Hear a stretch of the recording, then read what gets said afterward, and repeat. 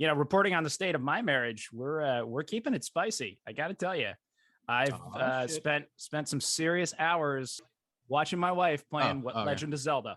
That's what's been happening around here. I've been seriously, there've been many hours. Man.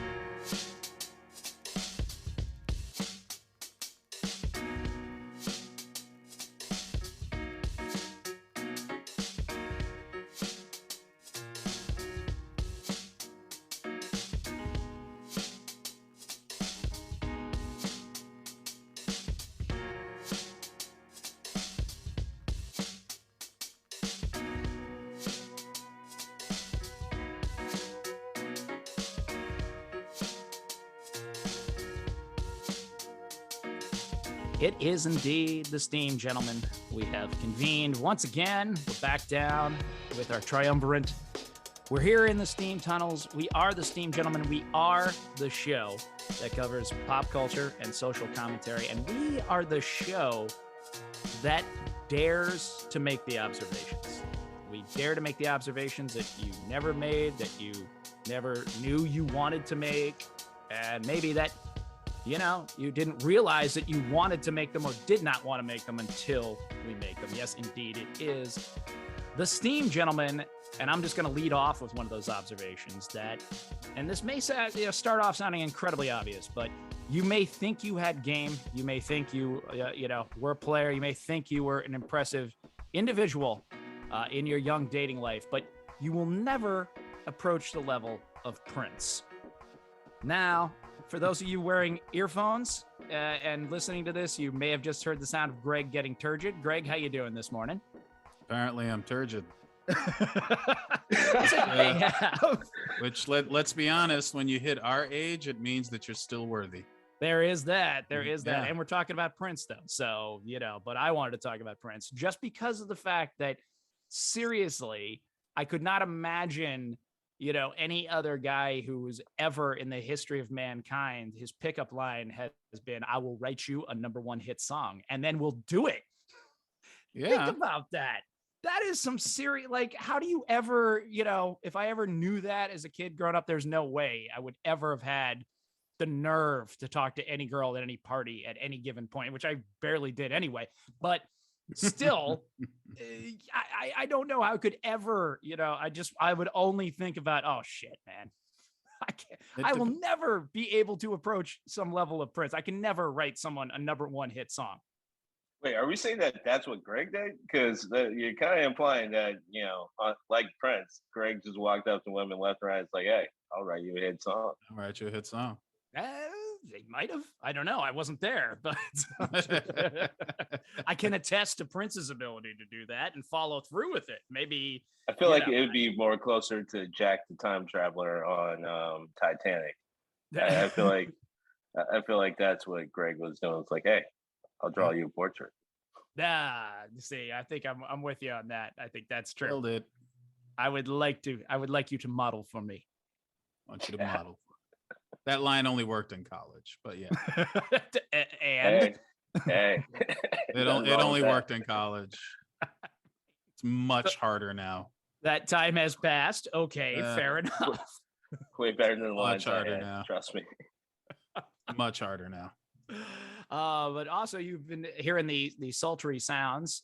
Speaking of Prince and those heavenly sounds of the three of clubs himself, RaShaun Smith. How you doing today? Yeah, if Greg is Prince, that definitely makes me more stay, and I'm not sure how I feel about that. Morrissey is fucking awesome. Come on, man. I mean, so Jesse, and girl, now I Jerome. want to show you. I just want to. I guess I'm to tie it back to what we're here to talk about today. I'm just here to chew bubblegum and kick ass. I'm fresh out of chew. No, snap! He did it. Fun fact: before that movie came out, I know a lot of people attribute that quote to that movie. I grew up with that fucking quote because my dad used to say that shit all the time. Sometimes starting the morning, which I gotta tell you, when you're a little kid, your head goes all over the place with what kind of day you're gonna have. Now, because I had a fun dad, I knew it was never bad. It was just like, oh shit, what are we getting into today? he would sometimes wake me up and was like, "Yep, I'm here to kick ass and chew bubblegum. I'm fresh out of gum." I'm like, fuck, man, it's 7 a.m. Like, you're already there. Do this, kid. Shit, what are we doing today, Pop? He was Are you bringing it with me? He's like, we're gonna go look for television video games that we ain't gonna buy. Right? We're gonna look at them. A subject for another day, without a doubt. But the value of window shopping. Well, since we were to do my best to segue and tie this back into our subject for today, but I started with Prince and started with the Star Child, so of course we're talking about aliens. What are you talking about? I think Prince was. I think you could make an argument that Prince at least was half alien. I mean, we could that's a lot of talent. That's a lot of things going on. He had that kind of ethereal quality to him. I think. Wait, hold up. Josh, I love you, but you just wandered directly into one of my favorite TV shows because I know it's ridiculous, but it's also interesting. But how a lot of people knock ancient aliens for being not even subvertly racist, but fully racist because you just moved right into it. It's like right into it. Okay. In order for him to hit that ungodliness, he had to be at least half alien. It was basically the Ken saying to, in order for these pyramids to be fucking made, definitely going to be the brown people around it. Oh, but Stonehenge, white people, underground fucking cavern, white people. Taj Mahal, aliens. Right. Tribe celebrating the star, aliens. Indeed. Mayans, aliens. I love aliens, Josh, like the southern climes. Clearly, that was a musical equivalent. I'm sorry, I love you, Josh. Would it redeem me at all if I say David Bowie as well? I don't know. Oh, no. You pretty things. No, it doesn't help. All right, well. Because you're not racist, you don't understand racist. Because then the David Bowie people were like, yeah, but what about mine? Okay, all right. Well, it is no surprise that I already, I tried to stick the landing, and of course, absolutely, ended up with my dick in the dirt. So, all right, no surprise there. Dick in the dirt. Also, fun fact, throughout most of my football playing youth, my dad was one of my coaches, and that was one of the phrases he would say. Oh, so that kid's got, knocking dick in the dirt. Like, where are we coming up with this shit, man? Where are we coming up with this? Unintentionally, I mean, I think it's a beautiful thing. We're channeling your dad today, though. That's the awesome part. Even if if I'm into the ethos of the universe and I'm channeling your dad even a little bit, then I'm quite happy. So and you got bubblegum and kicking ass. So all right, I'm glad we're giving all the props to RaShaun's dad here in our sayings today. But yeah, we were talking as we do, and where we wanted to go in our pop culture social commentary verse, and got to thinking about aliens. I mean, it's a fun subject because honestly, when you look at the news, I'm just waiting for the fucking saucers to show up right now. I mean, that's about the only way we could cap. That's the way I figured 2023 is going to start. Fuck it. They're just going to be like, they'll just show up over all the major cities and we'll take it from there. According to the Pentagon and the Air Force, they already have. Right? Pentagon has officially released reports that they've got shit that they just can't explain, right? Stuff that flies in strange direction. These are in high performance fighter jets too. F-18s, F-29s, whole 9 yards, right? So, and we'll get into it. I'm still of the opinion that if they're swinging by our planet, they're rolling those fucking windows up and those doors are locked. I think they're just like, okay, kids, we got to fly by Earth. I don't want anybody saying no eye contact, nobody saying anything to anyone. And we're just gonna play the tunes real loud as we try. I was gonna argue they would turn that shit down. They don't want to even be heard. Don't want to be seen. Don't want to be heard. Doors locked. They're looking around like, don't say shit. Don't. The best they have is fucking sonar. That's the best they have. So just shut the fuck up. They can't see us. I was gonna say it's like Hitchhiker's Guide to the Galaxy, where they're just like, yeah, we need to build a highway, so we're just gonna blow it up. It's absolutely no big loss. Don't worry about it. And that's the episode, no folks. Thank loss you to for joining anyone. us for the Steam Gentlemen. Thanks a lot Yeah. for coming out and listening this week. Right, yeah, like we're just gonna blow it up. Yeah, no big loss. Yeah, they talk to each other on these weird things all the day. time. Yeah, all no, the come on. time. They're still fighting wars, for fuck's sake. We can go. We can go. We can go. Yeah, we can. But as I said, yeah, because I think it was because of that we went over war last week and going through things and trying to figure all this stuff out. Or a couple weeks ago, shouting back out to that episode. But I think because of that, I started to think about, and I wanted to get your guys' opinions on it about what we get right in pop culture, what we think we get right, because we have the one fun thing on this subject. We really don't have any definitive proof one way or the other. Right? As the internet retort to every argument you get into on Facebook, looking at myself in the mirror, looking at myself in the mirror. Yeah. No, Octopus, you're not escaping these eyes. I know your game. Octopus. Oh yeah. Well, all I'm saying is you, Octopus. Looking at you, Octopus. Yeah. The fact is that one of the best, one of the retorts nowadays that seems that people think is actually a sound basis for an argument is prove me wrong. I don't know. What are you saying? So right, we have this wonderful latitude with pop culture and alien movies, and we've got a huge plate to choose from of what a huge palette to go over. What do we think that do we think that Hollywood's in the sort of random typing, random hitting the keys on a keyboard and producing Shakespeare? Do we think anywhere in the Hollywood zeitgeist, films, TV, hell, even books, comic books, anywhere along the line, do you think anything represents what an alien encounter might really actually be like? Or, I mean, did they get it all wrong? I wanted to put that out to the panel today and kind of get people's thoughts on it, and hell, we want to hear what you have to say as always. Well, I do have you here before I shift it over and give it to Greg for his 10 minutes of fame here to get us started off. Just want to remind you, shoot on over. It's not an intergalactic journey. Shoot on over to Apple, iTunes, and Spotify, any of the podcast rating systems. Rate and review us. Help us shoot up the podcast charts just like a UFO flying in front of that F-18. All right, now that I've see what you did there. See what I did there. That's what I'm talking about. Drop it in the beginning. Make the people work for it. That's what I'm talking about. That's it. Coming on in. You want some show? You got to go through a little rating talk first. All right. But he is shaking his ass. He's trying to get those dollars, man. You work it, girl. I'm just saying. I'm still after that holy trinity of dick pills, mattresses, and now therapy. That's what they mainly sell on podcasts these days. So direct sponsorship.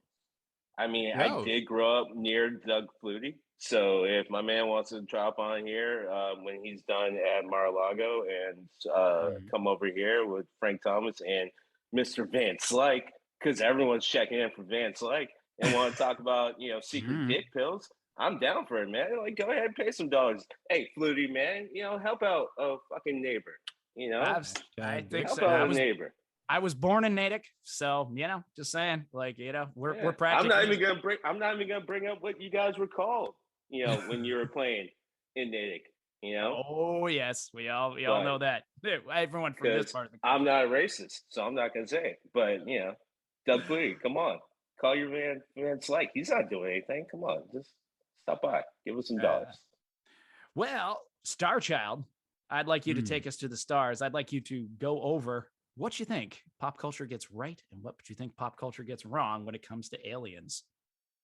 I had one like major issue with what they do with it. Usually when they go, first saying that, obviously when we're talking about alien life and you want to come to the what's mostly the scientific consensus now, the scientific consensus is, they'll take anything. So it's like when people, listen to a scientist talk about life, they mean like anything. They mean bacteria. They mean any sort of little worm. They mean any sort of microbe, anything that is life. And that absolutely is life. But you talk to most people, and yeah, unless it shows up, blaring David Bowie and being able to speak our language with some super badass spaceships, then it just doesn't really count as aliens. We basically just want, V without all of the terrible parts. You know what I mean? So, one thing that used to be my biggest pet peeve is you look at all of the cultures we have on Earth, you look at all of the languages we have on Earth, you look at all of the different nations and faiths we have on Earth. But aliens, usually, when they come here, they have one or two. The argument against that is usually that, well, their civilization is probably so old that they filtered it out.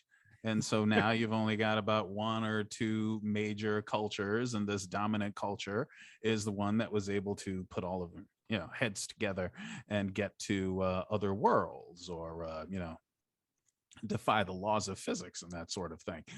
And that's okay. Yes, I could see that, but it makes it a hell of a lot less interesting to watch when everyone dresses the same. Now, Star Trek, when everyone is the same, but Star Trek really did try to buck this. Sometimes they would have planets with two cultures. Oh shit, boys and girls. Oh my God. Yeah, we all remember the episode with the people who were black on one side and white on the other side, who hated the people who were white on the opposite side and black on the other side.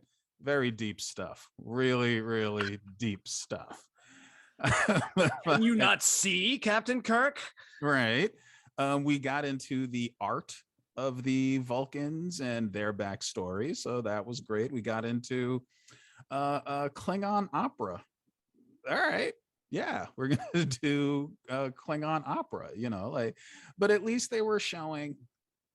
Now, again, it wasn't very dynamic again, but at least they were at least trying to show that these people had some sort of culture. And they had one of my favorite episodes of Star Trek: The Next Generation was with the Traveler, who was actually an interdimensional being, and he was pretending to be the lackey of this, supposed brilliant scientist, who developed some sort of a new warp technology, which he actually hadn't. It was the Traveler. But just the Traveler's way of saying, people were like, how come you've never visited us before? And the Traveler's like, yeah, you weren't interesting. I thought that was exactly it. It was like, yes, we would not, aside from the fact that, as you pointed out, these aliens would be beyond our comprehension with the things that they could accomplish. They would not be impressed. They just would not be impressed by anything that they see in us so far, technologically. They would not be impressed. So I feel like now, maybe it's because we've given up on hope, because we kind of see that we've just kind of let the dystopian nightmare happen. We've moved on to a different idea of what alien life is supposed to represent to us, because we always see a part of ourselves in the aliens that we create. And we always kind of project our needs, our values, our hope for the future on these aliens, maybe not in what they are, but what they bring out of us. Like we always think, well, if an alien force comes here, we're going to all unite against it. We all know now that's not true. It is not true. It doesn't matter how big a threat it is when it comes here. We are not going to unite against it. Like we're just screwed. Yeah, we're just. I'm sorry. I'm just picturing the Tucker Carlson broadcast. When has an alien ever called me racist? Exactly. So you touched on Annihilation, which was a great example. Also, I liked Arrival, because I think it was one of the few movies, like, since Close Encounters, that really showed like what a process it would be to even begin to understand this alien life, like just starting there. You know what I mean? Like we usually find some way in the, narrative to make sure they speak English or whatever the case is. But just that, getting past that alone, understanding what they would want from us, why would they even be here, I think is going to be the new concept that alien movies are going to take on. Because movies like, District 9, that's obviously a parallel for something that's going on with us, no question about it. Men in Black, same thing, a parallel with what something that's going on Earth already. The Predator, the Predator, it's an alien movie. It does count as an alien Get to movie. the chopper. Get to the chopper. I have to. Yeah, it's all right. I totally. I was waiting for it. I knew as soon as it left my mouth. Yeah. It's Oh, wait, wait, I ain't got time to bleed. So fucking macho. So macho. We can do way too many quotes. Oh, yeah, absolutely. But just that kind of projecting a part of ourselves onto aliens. It's like if they were alien to us, like you have to see everything as a part of that stream of development.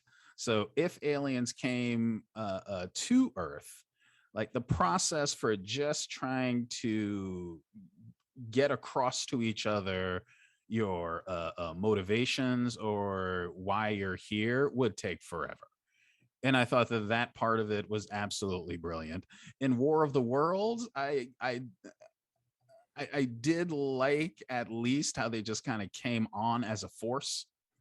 I did appreciate how they just kind of came on as just this force we did not understand, and that was, at least to a certain point, entirely unstoppable. I think their point about germs is a good point, because that also says, you also have to appreciate, and this is something that we get very wrong when it comes to, I don't know, movie physics. These would be forms of life that are probably a new definition of life. Like what sustains them physically, like in the physical universe, may be in a completely different language from what sustains us in what we understand to be the universe. And that would be a huge dynamic shift. Like, how do you even stand on a world where they're from? Like our world is very much made for us, and their world would be very much made for them. And just saying that those two things would marry in any sort of way, probably fucking impossible. Like a really good show that came out a while ago was Falling Skies. And it was a pretty good, yeah, you Love remember that show. it. Love that show. Yeah, it was a pretty good show, but it was like, that obviously, again, just paralleled social issues that we have here on Earth already, but also just the way that everybody was just like going around each other and they were like, we're fine.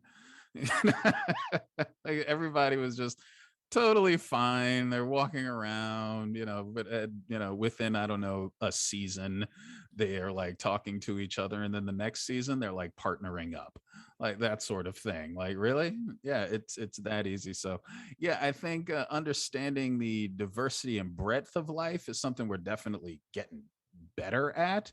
But that's always been my issue with aliens. I won't bring up like Marvel or Star Trek because I already know they don't give a fuck.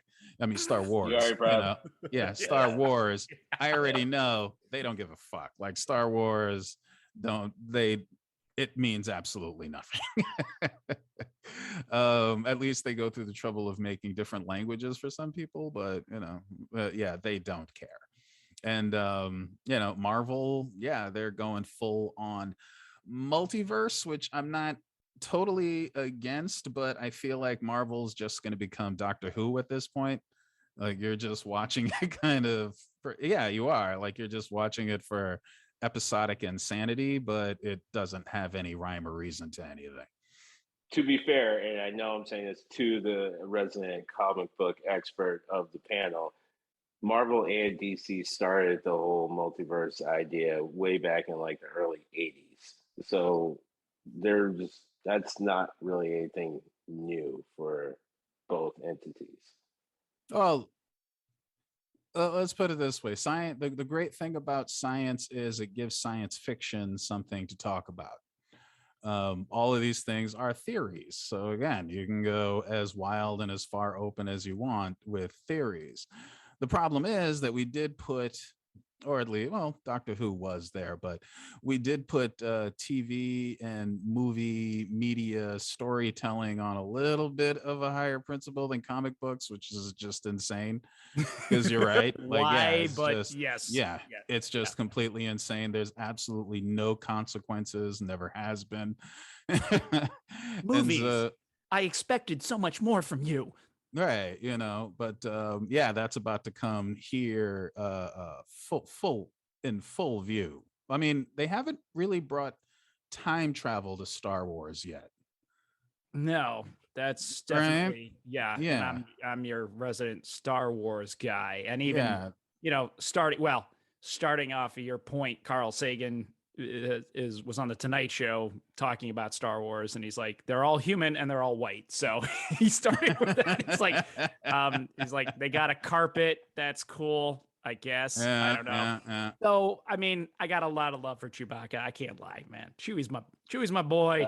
Yeah, that's Oh fine. man, oh why you set me up like that, Fink? Why you set me up like that? I guess it's just my day to do it. I guess I don't know, but If only our listeners knew the hairy Adonis that is Birdman, who also resembles Chewbacca.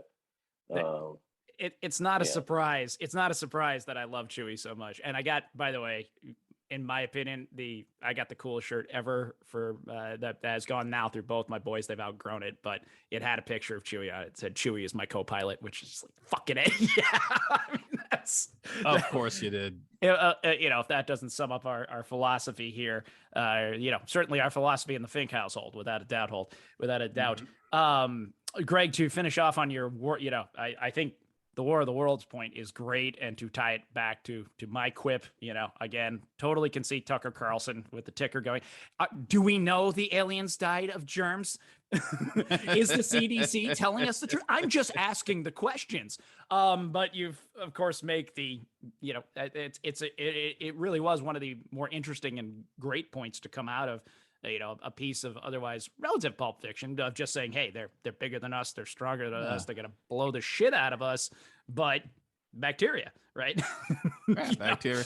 But I mean, to make that argument again, if they're so advanced, they would know that. Yeah, thank you. Yeah, they would know that. Like, they would probably do something about it. It's awesome. They're called helmets. Right.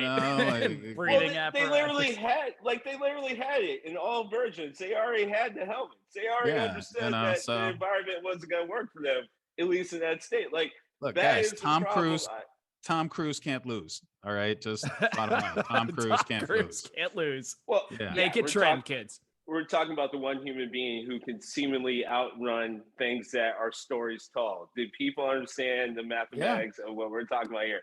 This guy is running at best, and we're putting him at Usain Bolt levels, 23 to 25 miles per hour, top speed for fucking blocks. Meanwhile, these entities, that one step is like 3 blocks, and Tom Cruise is outrunning him. So yeah, he is not going to lose. But yeah, thank you for going to what I was absolutely going to say, because it's impossible not to say it.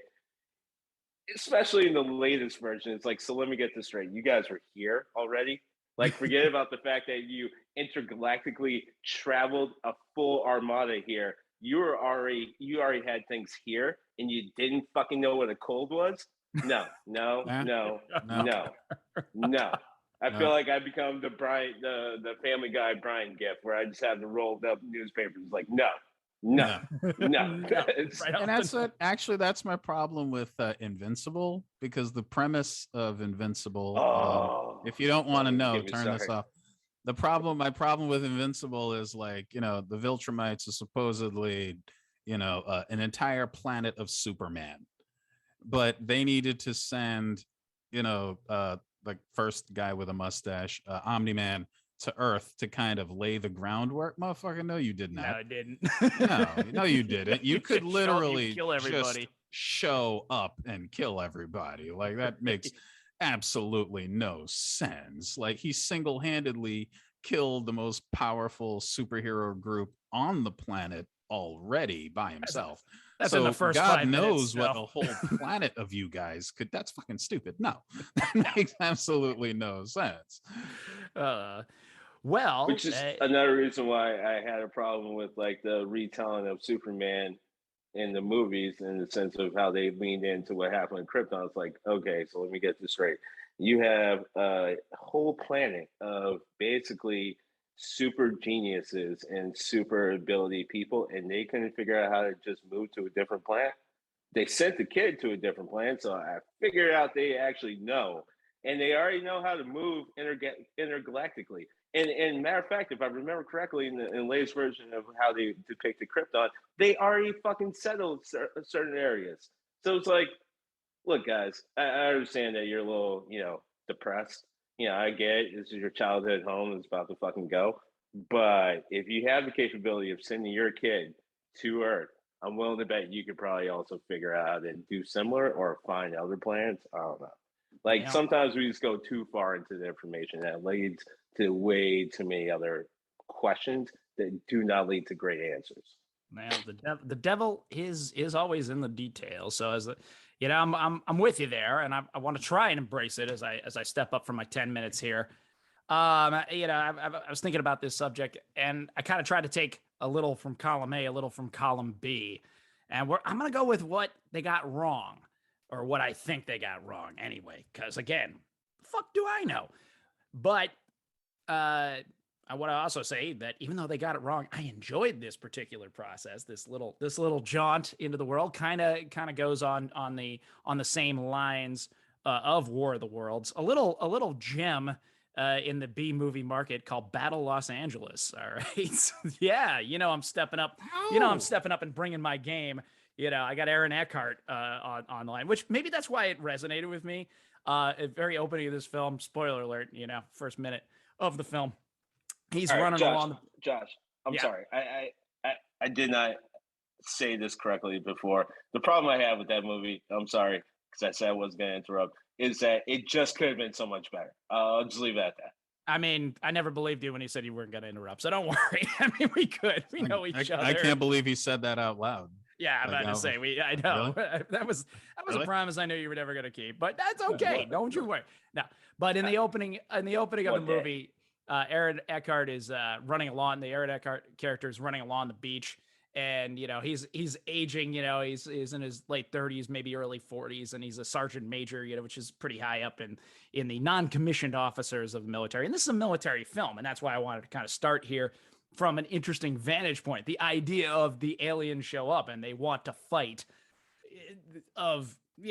That's kind of nice. Nice idea. That's nice. It's kind of like the guy who talks really loud at the bar is the Earthlings, right? That's us. You don't understand, bro.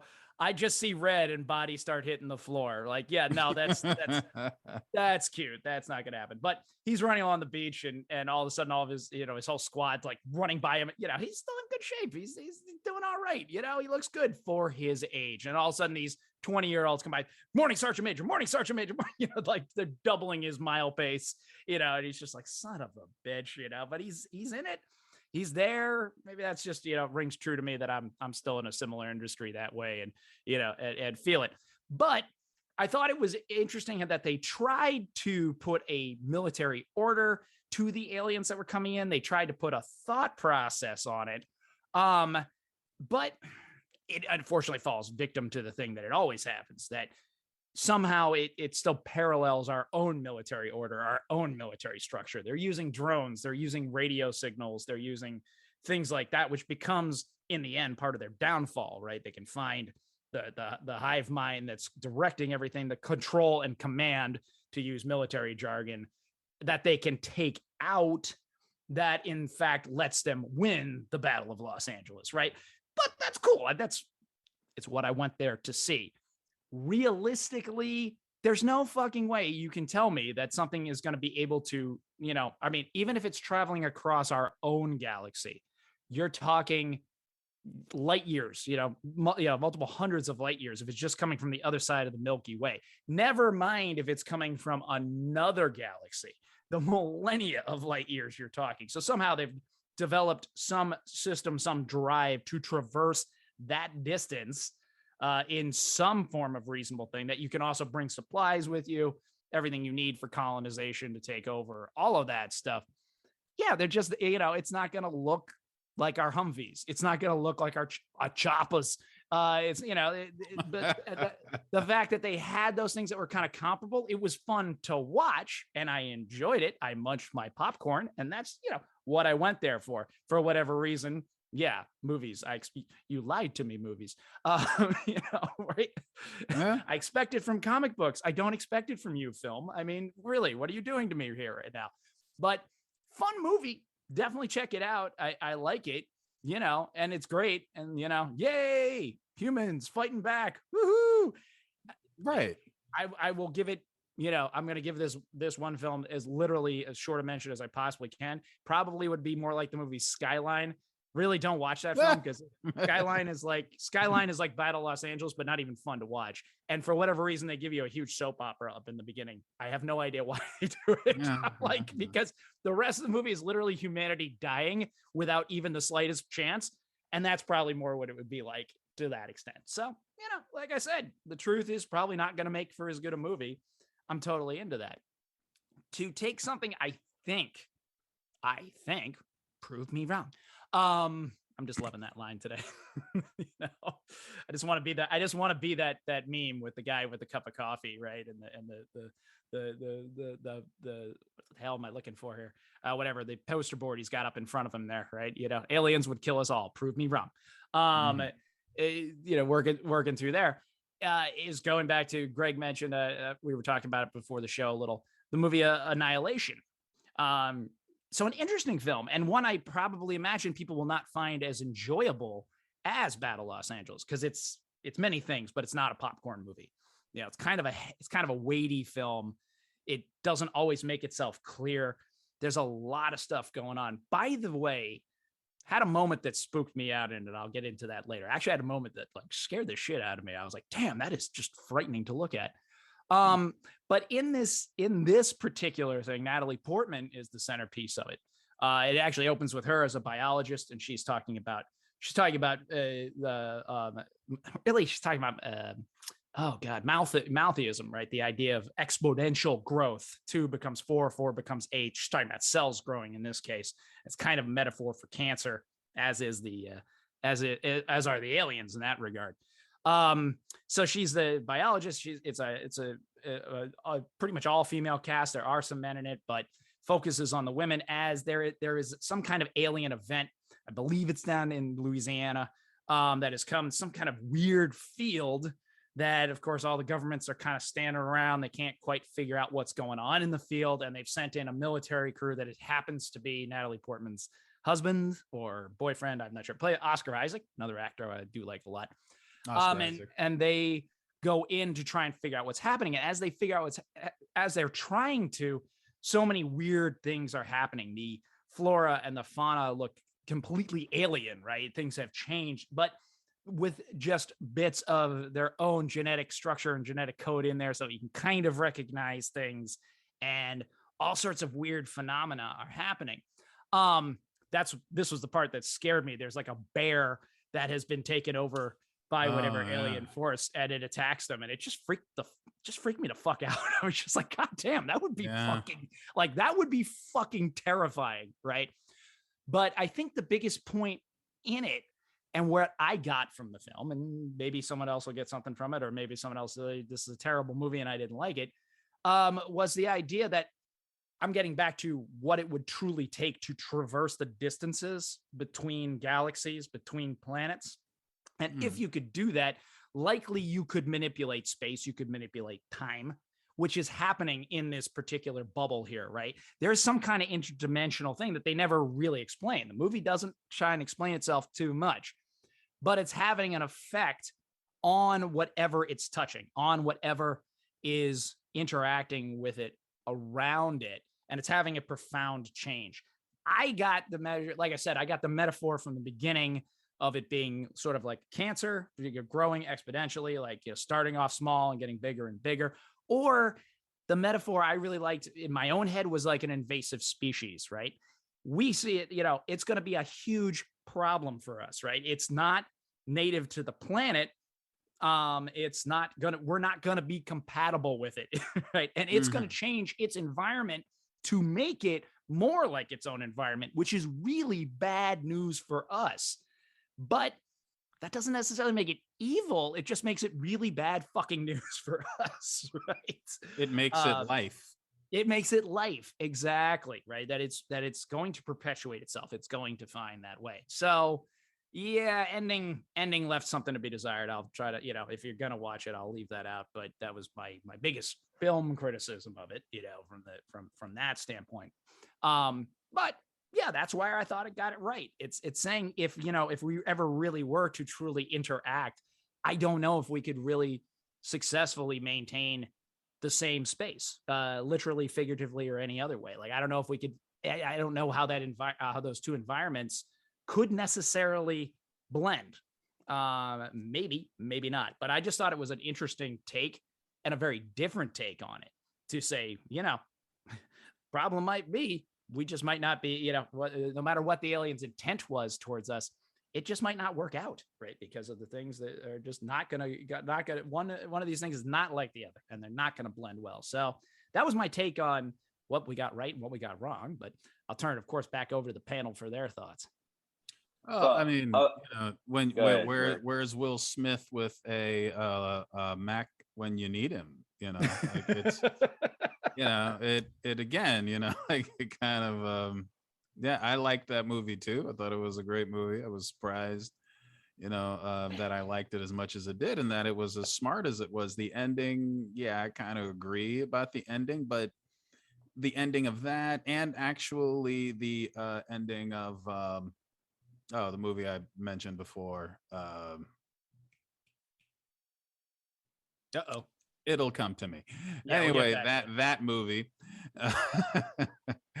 Arrival. There it is. Arrival. Yeah, like starting to think about the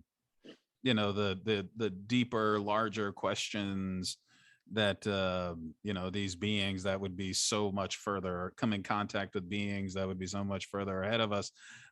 I think that's the direction that it's going to take, because then, before, everything was still very much a, Cold War metaphor. And, was it Bill Pullman who gives the speech in Independence Day? Yeah, baby. So I kind of feel like Independence Day is one end of the spectrum, and Arrival and Annihilation are on the other end of the spectrum. And 2001 will probably be one of the best, because I love how, he starts with just human beings are essentially monkeys with sticks, all the way up until we traverse the dimensions and time and space. Like right now, we're still just monkeys with sticks, like Vladimir Putin swinging his stick around, like it's his turn to swing the stick around. We're still just monkeys with sticks all the way until we get to outer space. And yeah, that we're able to be that kind of universal entity. Yeah, we're just monkeys with sticks. So yeah, I agree with you. I think it was definitely for the new Alien films, one of the best. All right. Well, whether I'm gonna go Matrix or not, it's not coincidental that my last name is Smith. So allow me to put my agent hat on, and let's argue that humans are, in fact, the invasive species. Then you take also terms like the theory panspermia, and you take the movie Annihilation, and let's argue that Annihilation is analogous to the human species. We are, in fact, an invasive species to this planet, because even to this day, in part of the argument, a lot of humanity finds himself under. And one big topic that I'll let our listeners figure out is, where is our place in this planet, considering as we increase in population and need and growth, we are increasingly depleting our ability to stay on the planet. So In a lot of ways, it's not hard to argue that we are, in fact, our human species, the invasive species. And when you take movies like Annihilation and you change the rules, it actually makes a lot more sense. So I would argue that. That's a salient point. That's a very, very sharp observation. I dig it. Yeah, I have absolutely no problem with that. Yeah, we are the Earth's invasive species. Giving it up to Agent Smith, the real Agent Smith, wherever you are. Yeah, the human Pretty beings sure are an he's hanging invasive out. species. I'm pretty sure he's just hanging out with Peter Jackson, waiting for whatever the hell he wants to do next. Like, all right, cool, man. Just put me somewhere. I don't care, man. You know, I'm good. It was 1,000 years ago. Does feel like that sometimes. I do. Shout out to those two. I do love that partnership. Like it's almost like whenever you see Hugo Weavy, it's almost like a blankie. It's like, oh, all right, this movie's gonna be that bad. Hugo's here. I'll try and make this little side diversion very short. But if you never have, you need to see Adventures of Priscilla, Queen of the Desert, which he's just absolutely fabulous on so many levels in that is he is a funny guy. He's very funny. Hugo Weaving. He is actually funny. Very funny and absolutely just owns that role. But well, continuing on our quest for life and the extraterrestrial life and the planets and what it means for us and what us silly humans have gotten right, have gotten wrong. I see him scribbling his notes down. I see him getting warm. He's ready to step into the ring. Step up. There's no notes today, people. There's no notes. We're free balling and we're going without a net. So because I'm free. Here we go. Oh, he's going in on it. No net today. No net. Going with the reports that Russian parachutes weren't opening. God is my witness. I thought Russians could fly. As we go into it, it is in fact Three Clubs himself here to three and club us. It is RaShaun Smith. Take it away, Agent Smith. What do you got for us in your 10 minutes? All right. See, yeah, my problem, and I don't mean to put this on YouTube, but yeah, my problem is people like YouTube. And the reason why I'm saying that is like, I'm not calling you guys fanboys, but you're kind of moving in fanboy territory. And this is what I mean. I think a lot of times we suffer from, let's call it, I think I even talked about this before in some way, shape, or form. I want to call it the Indiana Jones syndrome. And what that really means is that we all know that Indiana Jones, his main job is being a professor. I've argued in a lot of weird ways that how weird that is that the guy is professor when even on the basic levels of being a professor, you have to do some sort of professor type work. So you have to argue that most of the time in Indiana Jones' life, it's pretty fucking boring. It's just a guy lecturing and barely fucking grading papers. He's probably not even grading papers. He's probably having his grad assistant do it, but he still has to like show up every once in a while to lecture. I do have a running joke on the sense of idea like there's definitely other people in his department like what the fuck, Henry's not at this meeting again. Like he has to show up at least for one Henry's or two not of at those. This meeting. Yeah, he has to show up at least one or two of those things. But the point being is like no one fucking cares because no one's here to watch Henry Jones and his professor life. They want to see Indiana Jones. So the vast minority of his life is what we end up watching. So what I argue when it comes to these alien sort of conversations where like they leave this out and they leave that, I was like, yeah, because we're not here to see the entire encyclopedia of whatever this is. We're here to just focus on one plot point. That's it. That's all we're here to see. And that's just storytelling.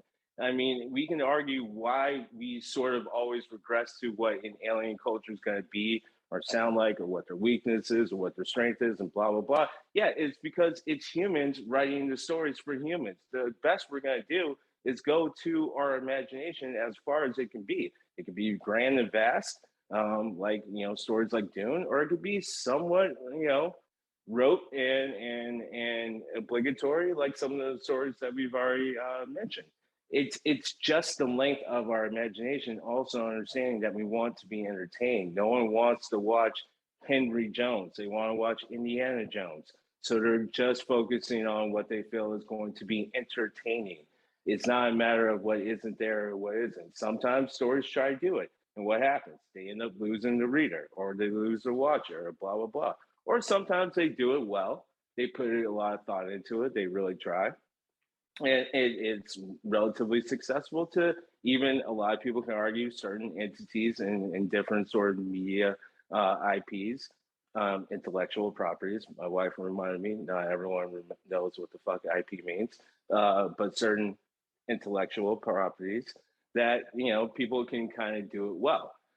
Still, it's still just the length of the human imagination. I think it's important for people also to understand the difference between these three terms I'm about to say: principle, theories, and laws. We have very few laws when it comes to understanding anything that we're talking about.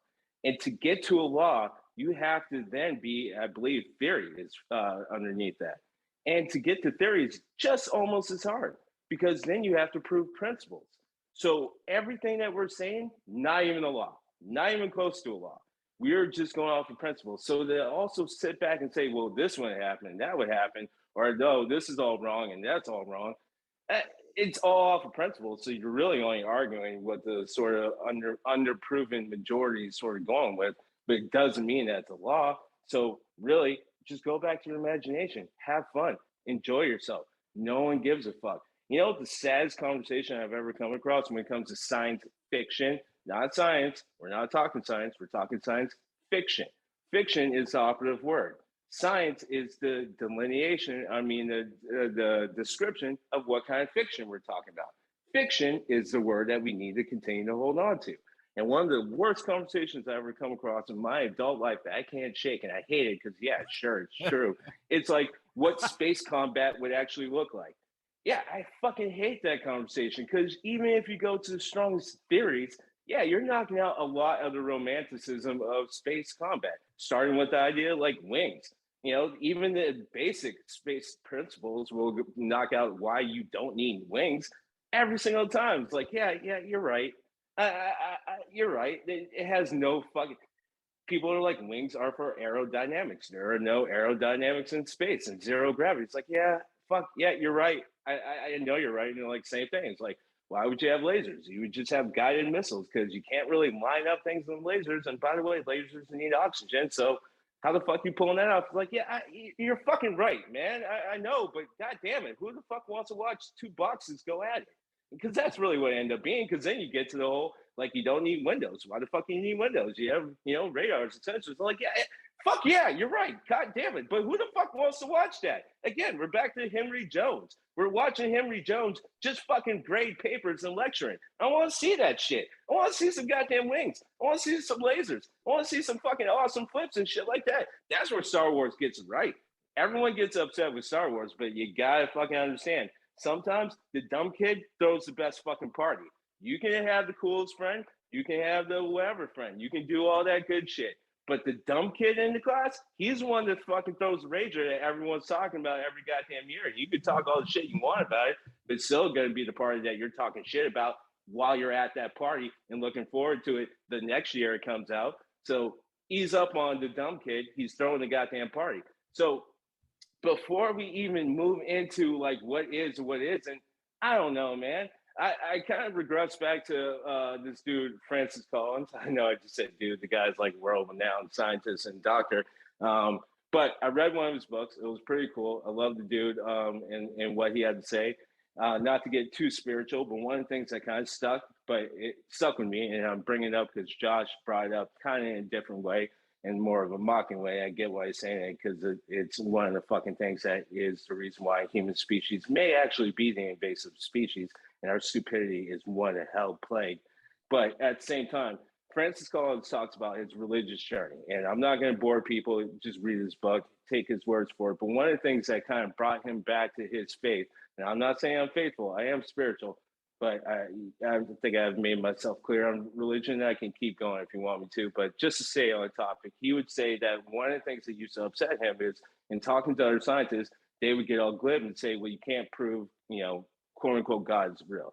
And he would say, okay, but as a scientist, you know that part of our job is to disprove things. So if I can't disprove this thing, then I have no reason not to feel this way. Sometimes it just has to go on faith. So I would argue that a lot of what we understand with aliens or alien life just kind of comes back to that. It's like, yeah, I can't prove this, but I also can't disprove this. So why the fuck can't I just write it as fiction and entertain myself and maybe whoever wants to read this, watch this, or see this? Blah, blah, blah. I'm just making that point that we still don't know what the fuck we're talking about. It could be anything. Now, if I'm going to argue any sort of alien invasion, I don't know what the fuck it would look like. I can argue that they're already here. I can argue that the last 20 years was all they're doing. I can argue that fucking anytime COVID could have been them. Like, it could have just been a soft fucking invasion. We all have this idea of what it would look like, but we're all just fucking guessing. It kind of always comes back to my man fucking Jack Spade and I'm going to get you sucker, where to break down his character. And there's an awesome scene that actually literally is this conversation. He's like, I'm a trained soldier. I've been ready for this. I've been, this is what I'm here to do. And then gunfire starts happening. He's like, oh my God, they're shooting. They're shooting. Oh my God, he ducks for cover. That is like literally what I think would happen. Like, honestly, I think every alien conversation comes down to that girl at the top of the building in fucking Independence Day. Like, you're so fucking sure that that's how it's going to go. And you're here to welcome them with open arms, but you catch a fucking laser beam to the face. So I don't know, like it could blow up your building or it could fucking come down and hug you like E.T. I don't know what the fuck it's going to look like. I just want to be entertained while watching the movie. I don't even understand how we get to these conversations. We can't even fucking prove any of that goddamn thing. I actually can't even believe I have 1 minute. Thanks, Josh. I wasn't even looking. But so we can say that aliens are here. We can say that they're not here. I personally feel like they would be embarrassed to associate themselves with us the way we've been acting. But I can also argue that maybe they've already been here. Maybe they still are here. Maybe there's one right next to me right now laughing his fucking ass off, just fucking having a fucking piss, if I may quote my man from Ireland. And I probably got that wrong, so I apologize for all people from Ireland. But just having a piss on the sense of like fucking me talking about it and being so fucking right or so fucking wrong. I do have problems when I watch shit where, like Josh points out, where it's like, all right, so this intergalactic spacefaring fucking species got brought down by like a cold or got brought down by bullets or a fucking computer virus that you guys just let them fly right back into like your main fucking headquarters. I mean, I can argue a lot of fucking things, but I'm still just arguing bullshit. No one fucking knows what the fuck they're talking about. And again, we're not here to see Henry Jones fucking grade papers and lecture. No one's here for that. We can all argue that we are, but we're lying. We're all just lying. We're here to just watch some fucking kick-ass alien entertainment shit. I had other shit to talk about. Honestly, I fucking forgot because, again, no net. So hopefully, I don't know, I hit the sand. Woo! He sticks the landing, nods to the judge. Czechoslovakians might still get God damn it. a little bit. No, I was just gonna fuck it up because famous words from every man. It's like, nope, I was just gonna fuck it up. Yep. Sadly, not enough famous words from men. I think history would have been a little bit different if we had a little bit more of guys like, you know what, I'm just gonna fuck that up. I'm just gonna sit this one out. Yep, that is some truth right there. That we wrap that up with some heavy truth. So for all of our listeners, particularly our male listeners, let that one sink in. Just saying. This wasn't the point I was gonna fuck up, but I do want to say to the point that you're making with Battle of Los Angeles on a personal note, my brother was an uncommissioned officer.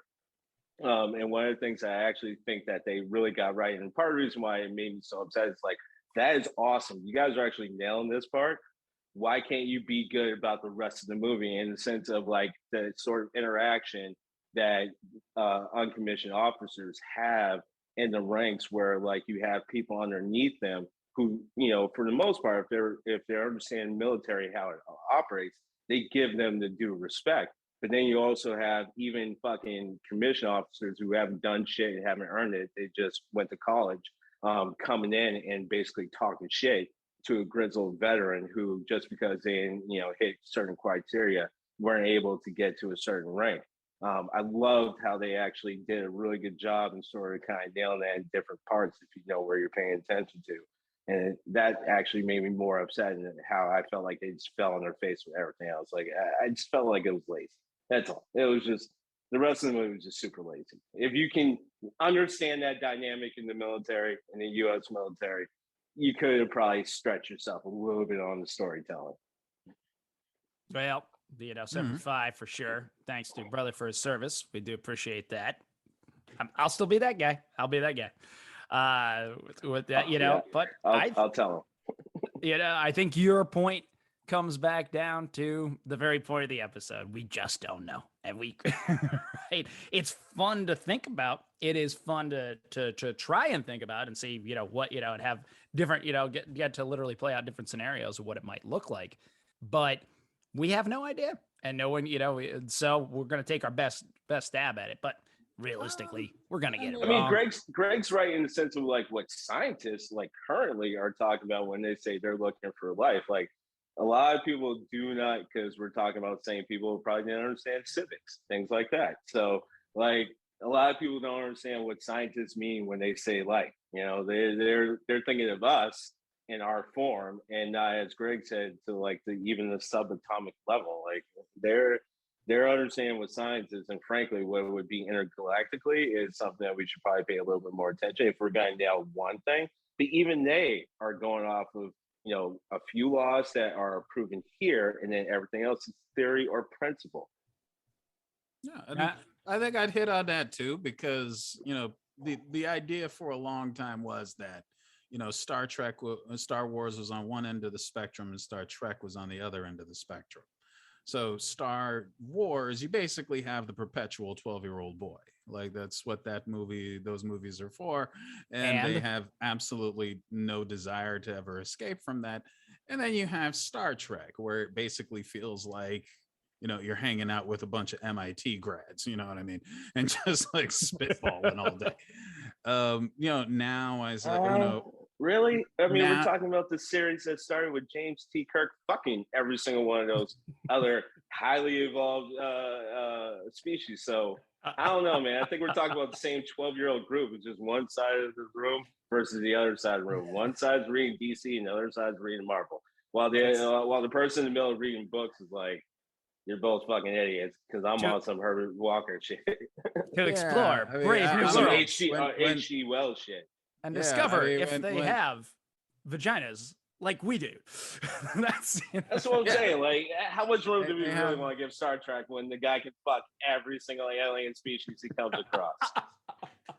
Hey, let's be honest. You're the one who made the point about entertainment. People want to see Captain Kirk fuck things. I'm with you. That's I'm it. with you. I'm just don't complain that they're meeting you halfway, like they're trying to give you some heady social issue. Because again, don't forget, Star Trek had a token black person way before Star Wars did. They just skipped that shit for the first movie. So we can say like, all right, yeah, we started off with that. But like the issues that Star Trek, whilst Captain Kirk fucked things, were a lot more advanced than what Star Wars was doing, which was basically Sesame Street with laser swords. See, it really was. I'm not saying that like it's a bad thing. I'm just saying it was Sesame Street with laser swords. Yeah.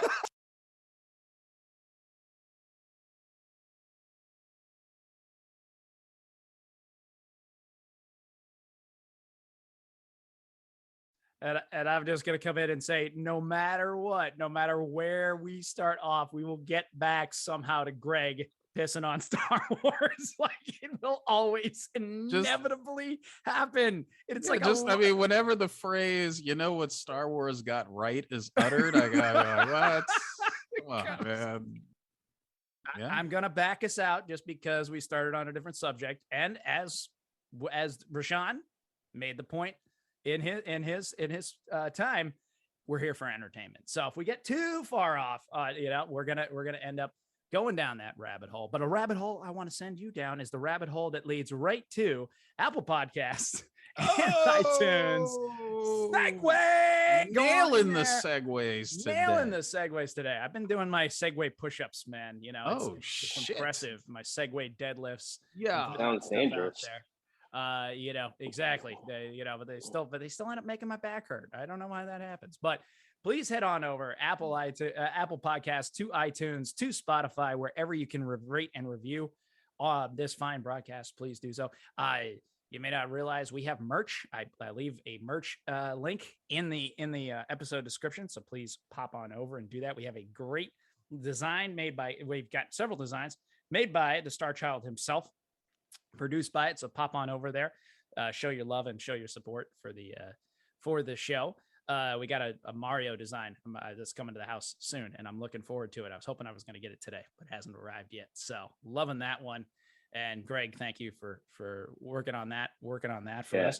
Thank you for the horseshoe design, but appreciate it. It's accurate. Let's be clear, but still, it's kind of like, God, you really have to move to a good self-esteem point in your life where you're looking at that like, yep, that's me. The danger of having an artist as a friend. Always. I'm actually, of the three of us, I'm actually probably the closest to the dimensions. I'm probably I'm that short in that route with the horseshoe. That's almost true life. Oh fuck. Well, so then heading out on that. What you got planned for the weekend there, Star Child? Oh, this weekend. No, only thing got happening is El Clasico is this weekend. It's a soccer thing. It's FC Barcelona, which is my big team. Yes, is going to be playing against Real Madrid. Oh, so that's going to be a big thing. That's going to be a big game. Well, fantastic. What I'm looking forward to this weekend. Always a little football going on. That was my impression of Dick Van Dyke doing my impression of doing a football fan. So you can keep that one. You can. Yeah, I will be sweeping some chimneys with that. Absolutely. Shit in my head. Yeah, absolutely. You can use that free of charge. Don't worry. Feel free to use anytime you want. I think you're giving yourself a little too much credit on even that. It's what I do. His accent was terrible in that movie. Yeah. Give yourself credit. I feel like that was the accent of someone trying to do the accent of someone trying to do the accent of Dick Van Dyke's accent. Yeah, I think that's an accurate statement. I think that's what you were going for. Yeah. 3 of clubs. What you got going? What you got going on for the rest of the weekend? What's your words of wisdom taking us out into the week? All right, so I think I'm just gonna make this a recurring thing. You go ahead and zoom in the camera because I've invited Vin Diesel on here. Do better. By the way, finish Peacemaker. Not only are you getting fucking lapped by John Bautista, you have absolutely gotten lapped by John Cena. Like, bro, you weren't even a professional wrestler. Like, pick it up. I think I've leaned out to Ben Affleck once or twice. So I would like to also round this out by saying, Mr. Schwarzenegger, I stand. Even you did have some time in the political sphere that I wasn't a huge fan of, but whatever. I'm just saying I'm a fan, and should you want to come on the show and talk with us, Timmy Capello, invite him on. What up, Timmy Caps? But anyway, Mr. Schwarzenegger, I when I say get to the chopper, I mean it with all due respect. And if you want to come on the show and give me the smackdown or talk or share with 3 individuals that I think you will find of like mine, then come on down. Fantastic. Arnie, you're out there. Invited Schwarzenegger. Just invited Schwarzenegger. I was just reading. He's gonna get that.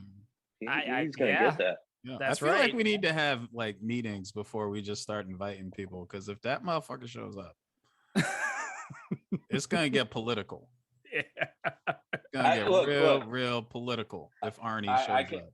I can make the promise that we will focus on movies. There's a lot of meat there. It would just be focusing on movies. All right. We'll have to be on our best behavior. Well, we'll even capture that Last Action Hero because no one wants to talk about racing. I like Last Action Hero. I like Last Action. I did too. What are you talking about? All 3 of us. Yeah. What? That movie was awesome. Fucking brilliant. Shocker! Three nerds on a panel agree on Last Action Hero. Last Action Hero was like, oh my god, are you kidding me? and All other right. shit that doesn't surprise anybody. But The all right, whole well, movie was awesome. we're gonna head on out. We're gonna head on back out in the steam tunnels, back out into the real world. But in the meantime, this is Josh the Birdman telling you to keep. Josh, what are you up. doing? You didn't even say it. Oh, nobody cares what I'm doing. Come on, I'm gonna take care of my kids. I gotta go to a work training this weekend. Wah wah. Good times. He said that for the courts, ladies and gentlemen. He has to take care of his kids. Yeah, I gotta take care of my kids. I take care of my kids. I gotta, luckily, thank God, no alimony, so it's all good. So I just take care Oh of my them. God. It got dark. Yeah, now, hey, that's it. Now, hey, to me, that's pretty light. There is no alimony to pay. Yeah, I'm just paying it That's directly. real shit right there, man. I'm just I paying mean, it directly to the sources. There's no middleman. I got There's no I got some free time after this if you want to talk, man. Right? So, but in that meantime, it is me, Josh the Birdman. I'm gonna tell you to keep your heat up and keep your head of steam on. Yeah, yeah.